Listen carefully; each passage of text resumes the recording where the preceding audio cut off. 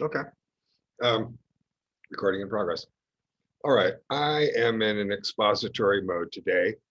My agenda today is to take two concepts, two sort of jargon words. We don't need to think too much about the difference between words and concepts, um, and explain them. I just want to explain them in as simple a way as possible. And the two words, as you know from the title here, are supervenience and functionalism. And these are words that some people who are into philosophy of mind may use a lot. And if you're not exactly sure what those words mean, that can become tiresome. I mean, just on the very superficial level, I find in teaching, as well as talking to philosophers and other people on the internet and that kind of stuff, that sometimes people will just get tired and say, oh, please don't say that, and don't say supervenient anymore. And I can certainly understand how that if someone could get impatient with that kind of talk if they weren't quite sure what that meant. So my goal today, again, is very, very simple. I remember, in fact, when I was a graduate student and I was trying to, and I first encountered this term functionalism. Robert Cummings was the philosopher of mind we were working with there, giving a seminar. And and I remember I went around to the other graduate students, um, and I asked them, "What do you think functionalism means?" Because I wasn't really quite sure what it meant. I was really just trying to figure it out. And I remember that little project of mine, going around to some of my graduate student colleagues that one time and asking what it meant. I don't remember making very much progress, but that was a long time ago. And today I'm here uh, to help. And let's go then to the slides. Um, Here we go. There we go. Oh, I always do that. Okay, so supervenience and functionalism, key concepts for philosophy of mind. Philosophy of mind mostly has to do, or one way people tend to define it is in terms of the metaphysics of the mind-body relation. And although you might think that if we no longer sort of live in a world where lots of people, or people who do serious philosophy of mind or serious theoretical psychology, aren't really talking about immortal souls or spirits or things, let's just say, then you might think that there isn't really a whole lot of metaphysical stuff to think about in terms of the mind body relation, but really there is. And I think actually one of the things that makes philosophy of mind so interesting is that we do feel pretty confident that we have sort of naturalistic and physicalistic ways of looking at things. And so when we find an area where it looks as if there really are authentic metaphysical problems, I think that's kind of interesting just for its own sake. So, key concepts for philosophy of mind. This background there, I think this is a detail from Van Gogh that I found someplace. And so notice you've got the impasto is what it's called. You've got the paint piled up on the canvas there. So you can see the image that the artist is painting, but you can also see the actual brush strokes, that is the underlying mechanics of the paint going onto the canvas. And so the paint going onto the canvas isn't hidden in any way and doesn't need to be hidden in any way. For you also to be able to appreciate this larger picture that has been made with these brushstrokes. And as we go along and talk about the metaphysics of the mind-body relation today, I think you'll see why that's an apt visual metaphor. All right, so a little more ground preparing here about metaphysics and philosophy of mind, because again, metaphysics is for one thing, it's a word that people have all sorts of weird ideas about. I mean, am I some sort of hollow earth guy, or Seth speaks or something like that? Um, and then again, people have ideas that, well, maybe we don't really have any metaphysical problems anymore. Um, all right, so anyway, just quickly, then the first bullet point here, a basic divide in metaphysics between dualists and materialists. So just think the object of the game, and I mean, you don't have to play the game or be on one of the teams or the other, but if you want to sort of understand what these people are arguing with each other about, in a very, very general sense, you can think, just as it's been for hundreds of years, not much, that much has changed from this perspective. That is, the argument is, uh, well, gee, can we be naturalists and physical scientists and approach psychology biologically and just really naturalize psychology and make it into a natural science. And now, by the way, let me just tag the side point there that the word psychology, the concept of psychology is very broad. So there are things, for example, in therapeutic and clinical psychology, or in interpretive psychology and aesthetics, and lots of other areas of life and psychology where a lot of what we're talking about today sort of maybe doesn't apply, which is okay. Again, because of the very wide breadth of the concept of what psychology is. Right now, thinking about the logos of the psyche, that is sort of what is the nature of the mind, sort of what is it? So again, very roughly, the dualists who think, no, I mean, a really extreme form of dualism would be an old-fashioned dualist like Descartes, who thought there were actually two different things, a kind of substance that was physical and a kind of substance that was mental, that only were maybe in some kind of relationship with each other, but which existed independently of each other. And of course, Descartes also thought that God existed and that God was also different from both mental and physical substance. So there you have a classical dualist, actually a dualist, anybody who believes there's more than one kind of fundamental kind of existing thing. Okay, so again, the object of the game is that you have the naturalists who want to say that everything that we capture in our psychological descriptions and explanations is somehow fundamentally physical, call it biological, it's natural. And you have the dualists who say, perhaps on metaphysical, notice I'm taking the hardcore position here and talking about metaphysics. You could also be sort of epistemological about it as a dualist. There are such things as property dualists. I'm not sure. Anyway, it's another topic. But you could say, I think a lot of people would say, look, I'm not really making any dualistic metaphysical claims. I don't think there are immortal souls or anything. I just have my reasons for thinking that psychology can't all be translated into some kind of physical language. And that's fine with me. I'm no enemy of that view at all. Okay. So that's the basic, as I say, those are the basic rules of the game. And you can play or you can observe, and whatever you make of it. Take what you can use and leave the rest for somebody else. So second bullet point, nowadays people say naturalists, materialists, naturalists, physicalists.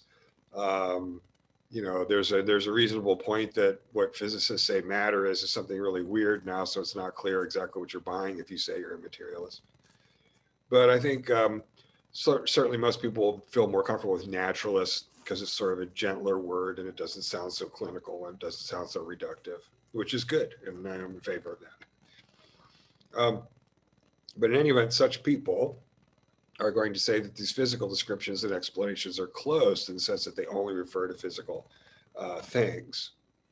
And so we'll call that for today reductive materialism. Reductive materialism. Reductive, everything translates or is analyzable somehow into the terms of materialism or naturalism or whatever you want to call it. So, okay. So now we've got enough frame to make an important point, the last bullet point on the slide here, which is what supervenient properties, whatever they may be. I'm now going to go on and explain to you what supervenient properties are. But they are, so now programmatically, ideologically, though, I'm telling you what they are is a problem for reductive materialism. Pointing out that a property is supervenient is, in a sense, pointing out that it can't be given the treatment that reductive materialists think properties ought to be able to be given. So I'm going to explain that with some non-psychological examples. That's another thing. Supervenience isn't some issue in philosophy of mind. Supervenience is an issue in metaphysics in general. And so right now I'm going to give you some examples of supervenient properties from areas outside of the philosophy of mind. And the purpose of the exercise then is to understand what supervenience means and what these are. Okay, Plato's favorite ones, geometrical properties. The geometrical property of circularity. I mean, a circle is like a line every point on which is equidistant from a given point. That would be the Euclidean definition of a circle. So it's like a mathematical kind of object that could be represented formally in numbers as well as in the two-dimensional way that we usually think about geometry. So, okay, so think of a set of objects now, a set of physical objects. And let's think of a set of circular rings. They're all rings, so they're circles. Now there's a gold one. What do I say here? There's a gold one, there's a tin one, a clay one, a wood one, maybe a plastic one, a metal one, whatever, bone. And they're all circular. They all have the same property. I mean, the point here is not some sort of really abstruse point. I mean, look, being circular doesn't have any necessary relationship with being tin or bone or stone or clay or ceramic or plastic. It doesn't matter. So those contingent physical properties of the underlying matter just seem to be properties that are quite irrelevant really to the geometrical property. So to say that the property of circularity is supervenient is very simply to say that you could have a set of circular objects that are all made out of all kinds of different matter. So the geometrical property is supervenient on the matter. Here's another example, musical properties. So think of the set of musical instruments. You've got a piano, you've got a saxophone, you've got a guitar, you've got a lyre like they played in ancient Greece, right? You've got a flute, you've got a synthesizer, you've got all kinds of different instruments.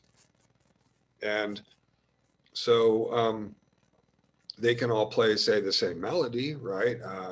There are a lot of musical properties that they all have in common. Let's say they're all harmonic, all these objects.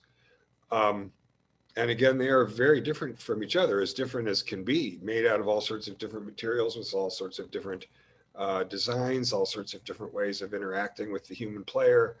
And so when we say that they're all musical, again, that looks like a property like the property of circularity. It looks like a property that really doesn't depend on being of a particular kind of thing.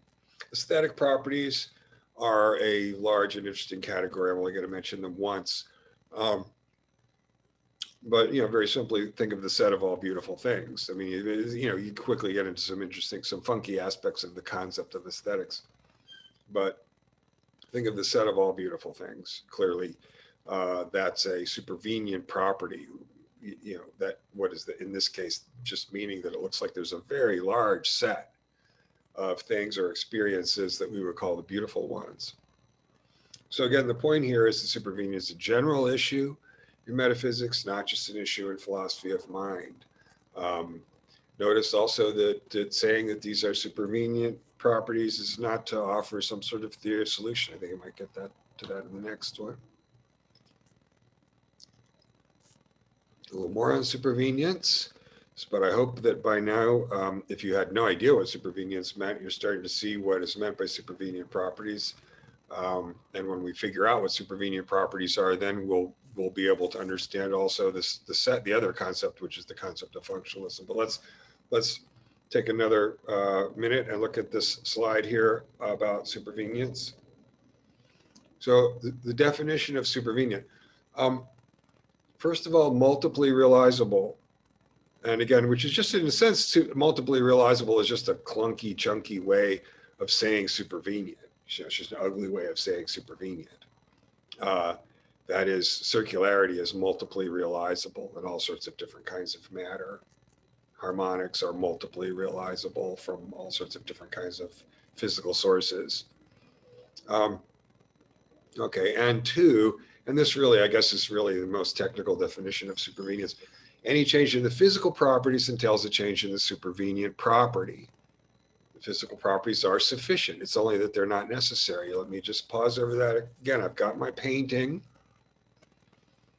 Now, any change in physical properties entails a change in the supervenient property. You say that the painting is a beautiful painting. It's got the property of being beautiful. Now, if I spray paint some yellow paint on it, or if I burn it, or tear it or something, that is to say, change the physical properties, it's going to lose that property to some extent of being beautiful. So it does look as if it certainly is the case that it's because it has the physical properties that it does that we call it beautiful, certainly. It is beautiful. And what is beautiful? This thing with these physical properties. So those physical properties are sufficient for it to be beautiful. It just is. The metaphysical problem, though, is, again, remember, the reductive materialist wants to say that the metaphysical relationship is one where you can traverse this from the supervenient property down to the underlying physical property. And so you already see, I think, that that's not going to do in the case of these, for example, geometrical properties. Second bullet point. So the painting's beautiful and interesting. And the painting is wooden, square, and 4x4, and so on. But look, most objects in the set of square, wooden, 4x4, et cetera, objects are not beautiful after all. And most objects in the set of beautiful objects are not objects that are 4x4 and made out of wood and square and so on, obviously. So think about that difference between necessary and sufficient. Every beautiful physical thing has physical properties that are sufficient such that we say it's beautiful. The metaphysical problem, though, is that none of those appear to be necessary. I could put it a little more technically and say that we can't offer the physical criteria that would set the extension of the set, all the things that are in the set, of, in this case, rational things. That's what we're thinking about. Last bullet point. In philosophy of mind, the supervenient property is rationality. So we know what supervenient properties are now, right? Geometrical properties like circularity are supervenient properties. The other properties like musical properties, the property of being of having harmonic properties, looks like a supervenient property. And that's and what that does is describe the relationship between those properties, the property of circularity, the property of being harmonic, and their relationship to the underlying physical properties.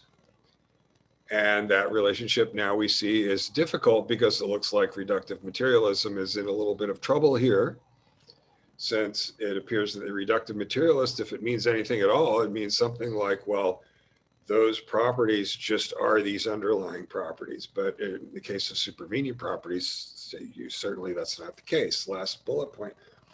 So we're talking about this property of rationality. So you have a circular object. It's got a supervenient property. It's circular. You've got a harmonic object.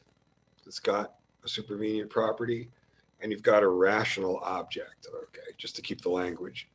A rational being that's got this property of being, the property of being rational. That's the property that we're interested in today.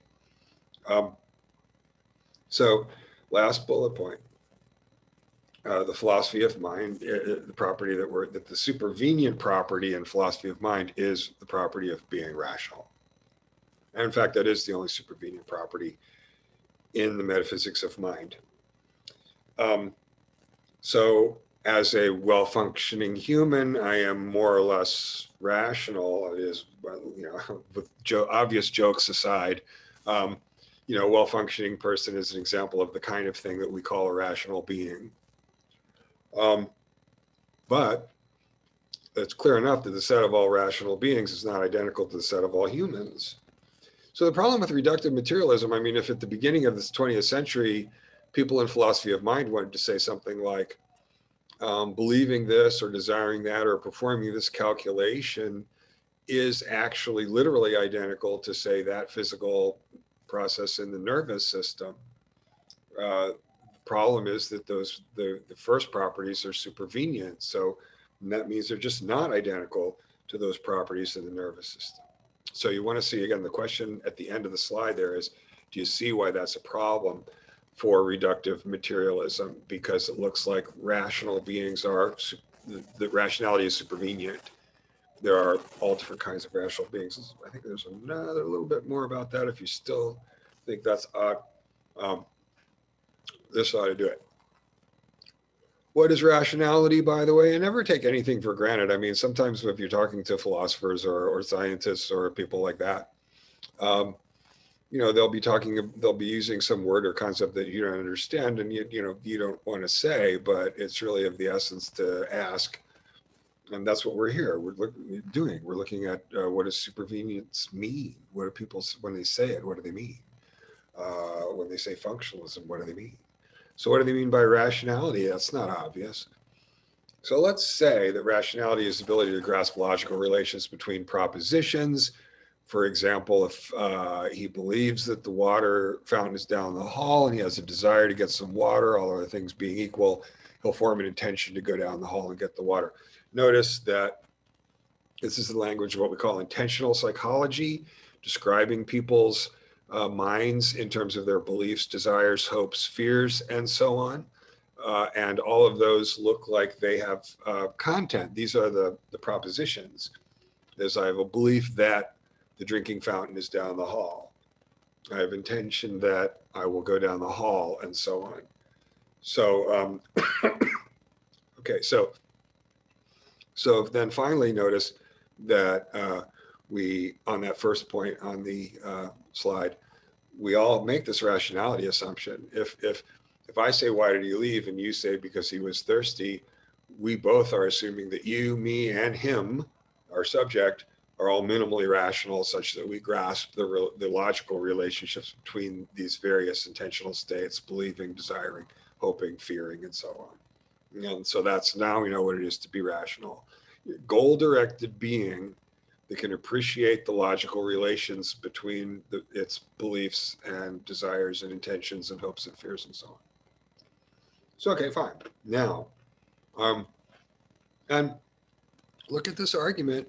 I find this argument to be 100% persuasive. If you're not used to this kind of argument, think about it, because you have to ask yourself, and it's got to clear you. I mean, the thing about philosophy is you can either get the ball through the hoop or not. It doesn't matter who I am. I'm just saying these things, but you're the rational being. You get to decide whether what I'm saying makes sense or not. That's the essence of the thing. So, having said that, then second bullet point there, right? Consider this set. You've got a human, you've got an extraterrestrial, a rational being from some other star, of which, by the way, I mean, we have a couple of videos of that in here, actually. They're there, but in any event, even if they're not, we'll just make them an imaginary one, which is okay. It still does all the same logical work, makes the same point. But they do exist. But anyway, you've got a human, and you've got a rational extraterrestrial, and you've got a dolphin, and you've got an android, say like Commander Data on Star Trek. I think we're all around the pool in the backyard someplace, and the fish are in the barrel, and we're on the other side of the pool, all four of us, with Flipper in the water, and it's a farce, it's a movie, and we all want the fish, and we all believe the fish are in the barrel, and we're all going to act the same way, right? Because we're all rational beings. Being rational, in other words, means here, notice, just taking these descriptions, coming under a description of being a being who has beliefs, desires, hopes, fears, and appreciates the logical relations between them. That is a goal-directed being also, right? That looks like part of what a rational being is. So all four of these beings fit the definition and property of being rational. As I say, what is the problem technically? The problem here is it's a metaphysical problem. It's only a problem for naturalism. You don't have to care. But the problem is that it looks like there isn't any physical way of setting the extension, that's all the beings that are inside of the set of rational beings. Every rational being is some sort of physical being or the other, let's say. We don't have to say that, but let's say that every physical being is every rational being is some kind of physical being or the other. Okay, so we can have so then notice you could have a kind of non-reductive materialism, right? You can say, oh yeah, all the rational beings are physical beings of some sort or the other. All the circular objects are physical objects of some sort or the other. So that's what I mean by materialist. I only think there are material things. This is what Aristotle's view. Okay, so, okay. And then finally, this last one, and this also, again, think about whether this is persuasive to you and what it persuades you of. A a UFO comes down to Earth. Let me even step out just for a second. Just for fun. A UFO comes down, a UFO, a flying saucer, a spaceship, comes down to Earth. Ramp comes down like in the movie. Out they come. And what are they? I mean, we're there, they're coming out. Well, we don't know. Are they alive? Are they biological? We don't know that. Are they each one autonomous, or are they all part of some larger collect? We don't know. Do they have parts, or are they just homogeneous all the way through like butter? We don't know that either. We don't know any of that stuff. We don't need to know that, because if they start behaving in goal-directed ways, we'll pretty soon start describing them in terms of their intentions, their beliefs, desires, hopes, and fears, and so on. You know, they want the gold. They believe the gold is in Fort Knox. I mean, why are we going to start doing that? Because we're looking at their behavior and we're putting together the intentional pattern of their behavior, just like we do with every human being that we meet, just like you do with all your non-linguistic animals as well, by the way, right? So that's what we're going to do, and that's why they're going to come under intentional descriptions. What's the point? It's not going to be who or what they are. It's not going to be if they have brains at all. It's not going to be what kind of bodies that they have. That's not what's going to be relevant to whether or not they come under intentional descriptions. It's just not. And that's an interesting metaphysical point. It's also an empiricist point, as I say in the last bullet point on this slide. I think sometimes people make behaviorist approaches too often serve in people's little sort of potted histories of contemporary psychology as kind of the evil reductive kind of view. But I think if you take philosophy of psychology seriously, you have to think about it a lot more than that. Anyway, I'll just leave it at that. Okay.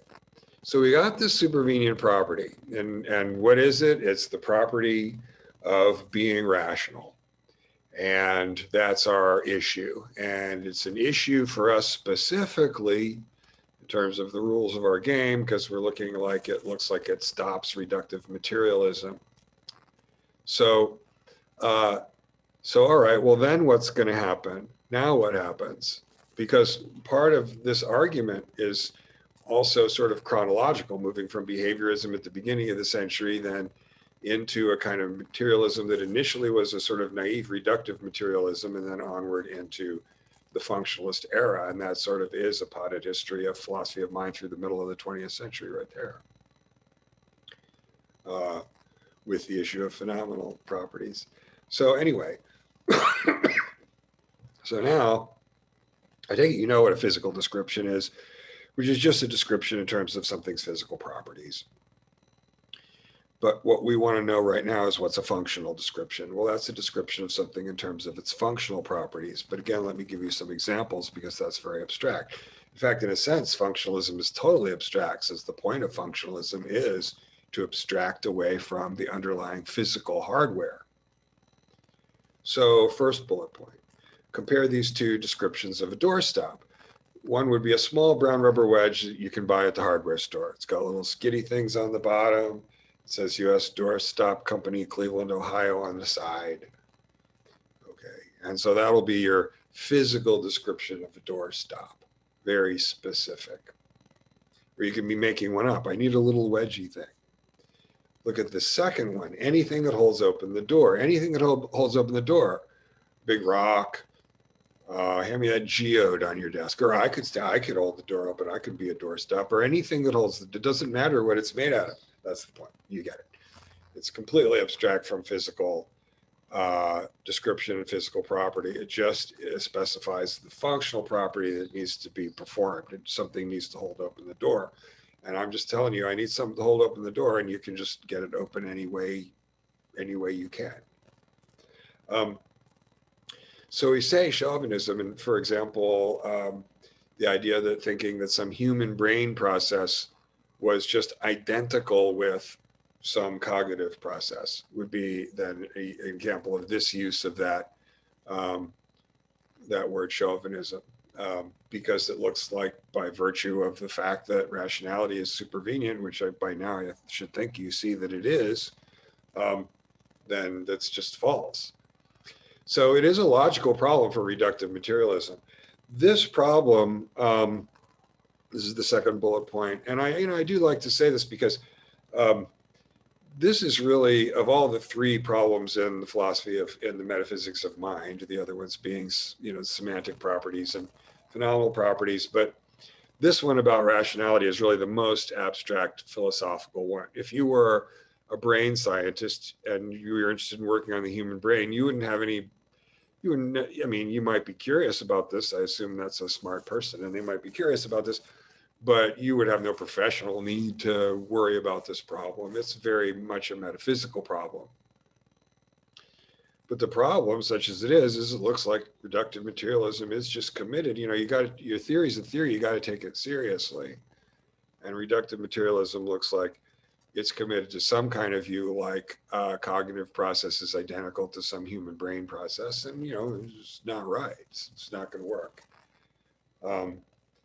So again, it's a metaphysical problem, as I say at the end there. It's not, just to be clear on that. Sometimes people think it's crazy, and it could be crazy unless you think this is a real issue, which it is. Okay, functionalism and computer science. Now, to put this in a little historical context, why functionalism? What is functionalism? Functionalism is just describing your system. By the way, functionalism isn't a theory. It's not a theory of mind. The closest it comes to a theory of mind is functionalism would say that for any given mental state, it's identical to anything that performs the proper function, any physical thing that performs the proper function. I guess that would be the way to frame functionalism as a theory of mind, but it's not much of a theory. It's more like a method. You instead of physical descriptions, you have functional descriptions. And the reason for the abstract description, as I say in the second bullet point on the slide there, is that way, think about an artificial heart. If you've seen one, they don't look like hearts. Maybe biological hearts are well designed, and so you could make one that was based on those principles. Why not? But a lot of artificial hearts aren't anything like biological hearts.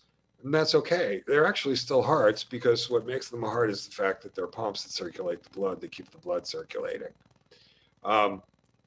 Okay, so, and you can make it if all you need are the functional specifications. I need something that does this, and it's the engineer's job to figure out how that can be done. And that can be done lots of different ways. Like evolution is going to do that lots of different ways in lots of different star systems, for example, where there are different kinds of things around different circumstances. Last bullet point then, computer science. The age of computers, the middle of the 20th century after Alan Turing. And of course, what human beings are trying to do there is develop artifactual minds. So of course, what they want to know are the functional specifications. What functions? Are functions something fancy? No. Being able to recognize a pattern is a function. Being able to recall some information is a function. Okay, being able to discriminate colors is a function. Being able to add numbers is a function. Those are the functions. And so you just need something that does all these things.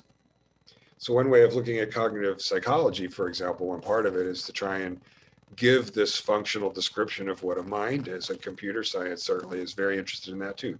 As I say, for obvious reasons. It's no coincidence that functionalism and philosophy of mind is what comes to the fore in the middle of the 20th century, in the middle of the computer age. It's just all part and parcel to the exact same thing, as I point out in the last bullet point on that slide. Okay, again, just for our friends who in good faith are getting tired of these nitwits saying supervenience and functionalism over and over again, let's be clear, they're not theories. They don't solve anything. It's to say I'm not sure what somebody means by saying they're a functionalist. I wouldn't say it.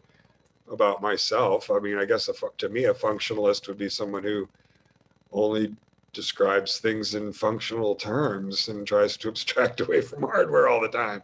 But that would be a really weird thing to do if you were talking about something other than rationality. I mean, or some other supervenient property.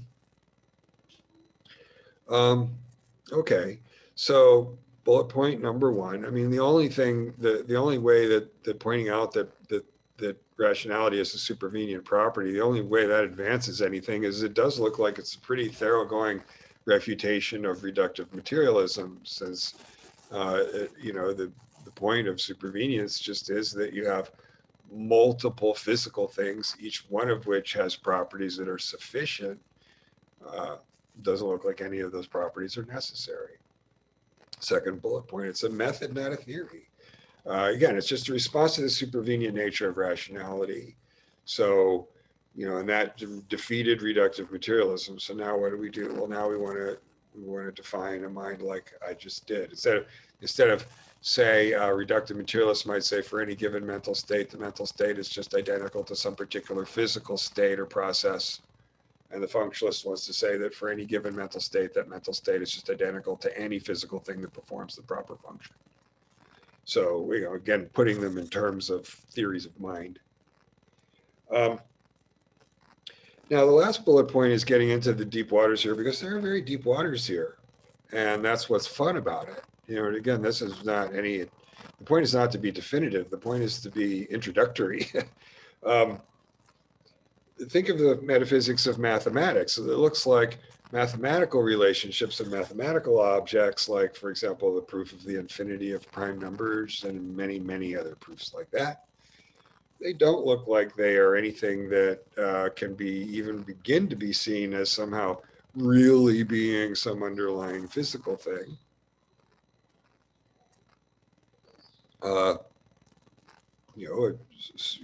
Any proof involving infinite sets maybe isn't even instantiated by any physical thing at all. Necessarily can't be instantiated by any physical thing at all, maybe. And the metaphysics of mathematics is not a problem. It's not going to be something about biology. It's going to be something about physics. That is, it's going to be something about the whole world, right? I mean, that is to say, you're a rational being because you live in that kind of world.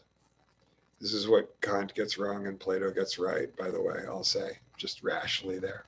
That is, it's the kind of world that has that kind of formal organization. So rational beings, given the right circumstances, are going to emerge in this world because it's that kind of world. You have an opposable thumb because it's a universe full of medium-range physical objects. That's your ancestral evolutionary environment. And you have a logical mind for exactly the same reason. Notice that there is a pretty good outcome there for philosophy of mind. If that's persuasive, then it turns out that the metaphysical problem of rationality is really just a sub-problem of supervenience in metaphysics. And therefore, it is not a problem that is specific to the philosophy of mind. Rather, it's a problem for metaphysics and maybe for physics about the formal organization of the world. One or two just points then. The ancient Greeks get all this. This is a really cool thing.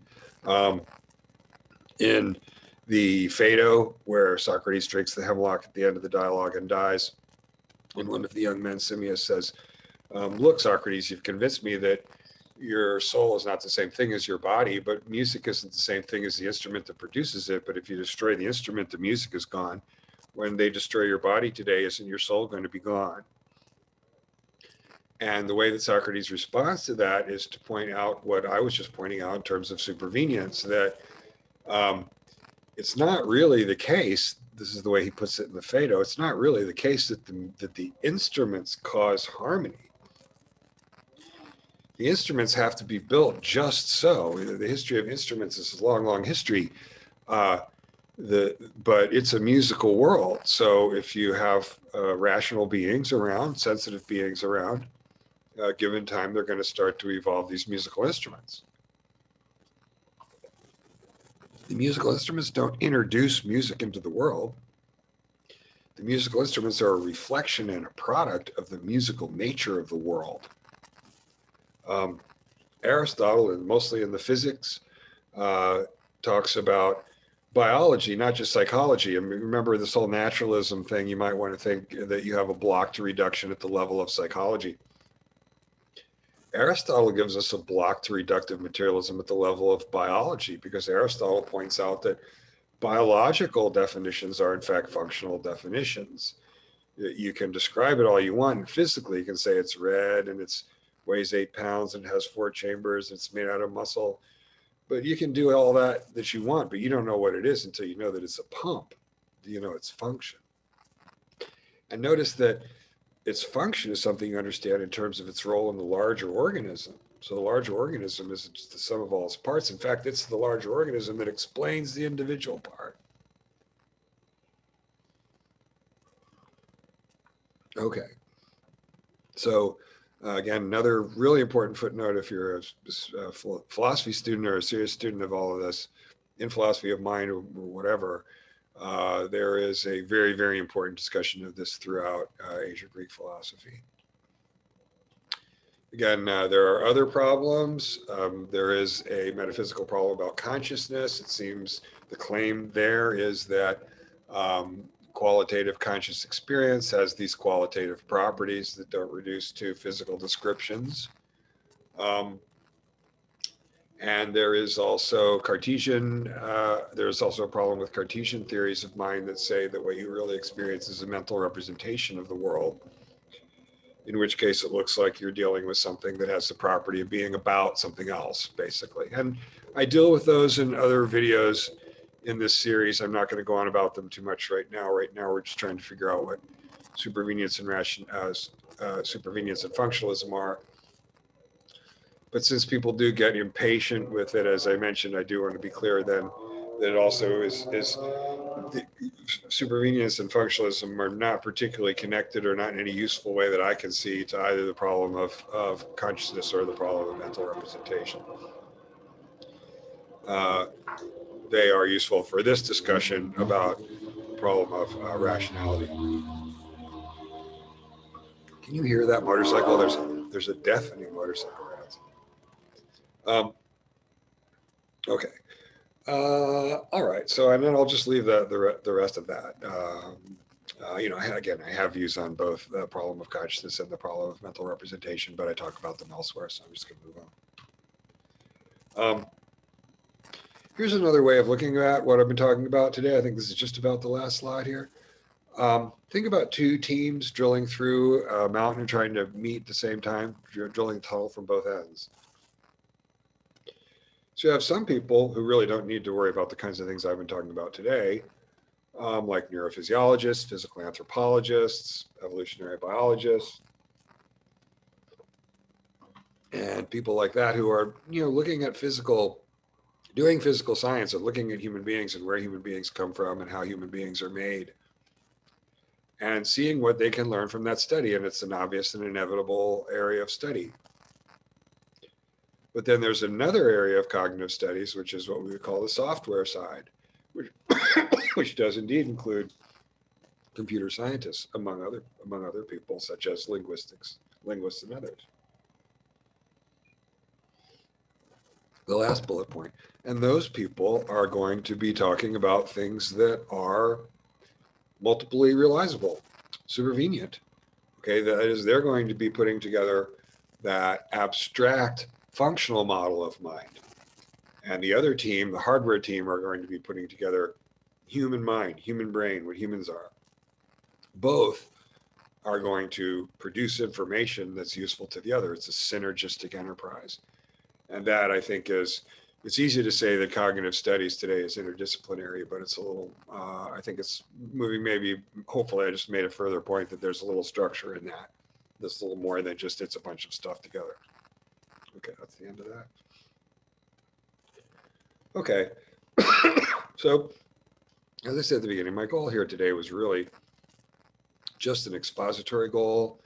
If you're out there, you're interested in philosophy of mind, you've heard these phrases, supervenience and functionalism, maybe you've even heard them enough that you've become a little impatient, which is just human nature, and I don't blame you. And so my goal today was to try and just sort of explain what those were about in really simple terms and get some of the mystique off that, so it didn't seem like such a sort of elitist kind of analytic-y thing for people to be talking about it, because it's not. It's really interesting metaphysics. It's metaphysics. It's good old metaphysics, and it's a live issue in philosophy today. So it's something that's very exciting to know about. Alrighty, so that's that. Bye bye.